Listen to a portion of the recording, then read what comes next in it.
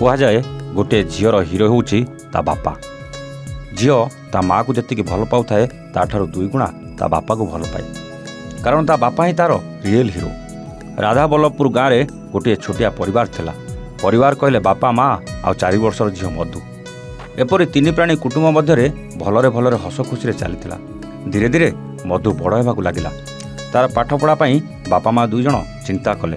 बापा माँ 2 जनकर इच्छा थिला मधु बड़ हेले ताको एक बड़ स्कूल में पाठ पढ़ाइबे। हेले बड़ स्कूल में पाठ पढ़ाइबाकु हेले अनेक पैसा दरकार थिला। से तो गरीब घर थिले।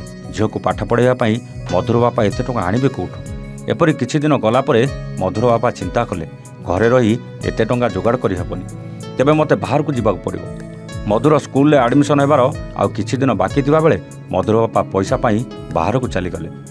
बाहर रही किछि दिन काम कला परे किछि टंका पठाइले। मधुर स्कूल एडमिशन दिन आसिला। मधुर माँ मधु कहले अरे माँ तू एबे बाहरी पड़, तोर आज स्कूल ले एडमिशन अच्छी। हेले माँ बापा कहीं एपर्यंत आसिलेनी? अरे पागली तो बापा मामू घर को जाइछंती, तांकर आसीबा किछि दिन लेट हबो, मु तते नै जिबी आ एडमिशन करिक आसीबी। मधु आउ किछि न भाबी शीघ्र शीघ्र रेडी हो गला।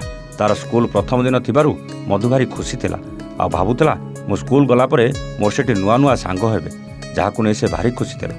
किछि समय परे मधु आउ ता माँ स्कूल ले पहुँचले। ता एडमिशन भी भलरे भलरे हो गला। स्कूल मैम कहले तुमे काल ठारे स्कूल आस। मधुर माँ भी हाँ कहले। तापरे मधु घर को आसीगला। पुणी तापर दिन मधु पूरा रेडी हो घर पाखे छिड़ा होता बेले स्कूल बस आसी पहुँचला। मधु प्रत्येक दिन से बस रे जीवा आसिबा करे। धीरे धीरे समय गड़िबाकु लागिला। किछि दिन परे क्लास रे परीक्षा हला। School ma'am school guardian meeting डाकिले।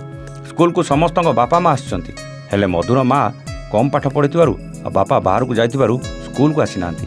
जहाकु देखिबा परे समस्ते पचारुथांती अरे मधु तो बापा की माँ के आसी नांती? एभली बारंबार स्कूल ले मीटिंग होताए। स्कूल समस्तଙ୍କର बापा माँ आसुथांती, हेले मधुर केही आसंती नाही। जहाकु नै मधु सबुबेले मन दुख करि बसे। आज जदि मो बापा थांते मो पय स्कूल को आसी थांते। पुणी किछि समय परे मधु निज मन को बुझेई देथाए आ पाठ पढ़ारे मन दिए। एपरी वर्ष पर वर्ष बीती चलला। मधुर 10वीं परीक्षार रिजल्ट आसीछि। मधु जाई देखिला बेलकु मधु अधिक मार्क रखी जिलार टपर होइछि। मधु मने मने भाबुथाए मु तो जिलार टपर होइछि आ माँ कहूतला आज कुआडे बापा आसीबे बोली। मु जिलार टपर होइछि बोली जानिबा परे बहुत खुशी होई जिवे। मु आउ डेरी न करी जाउछि घर को जिबी। अरे ये कोन आम घर आगे एते लोक? मु जिला टपर होइछि बोली समस्ते जानि दैछिन बोधे। हेले बापा मो पाटरू शुणिबा परे बहुत खुशी होई जिवे। मधु घर भीतर को जाई देखे तो माँ जेमिति बायणी परी बसिछि आ जनक उपरे घोड़ा आइछि धला चादर। मधु आसी कहला माँ मो जिलार टपर होइछि, हेले बापा कहाँती? सेउटू मधुर माँ कहले से धला चादर तले आउ केही नुहे, तो बापा ही अछंती।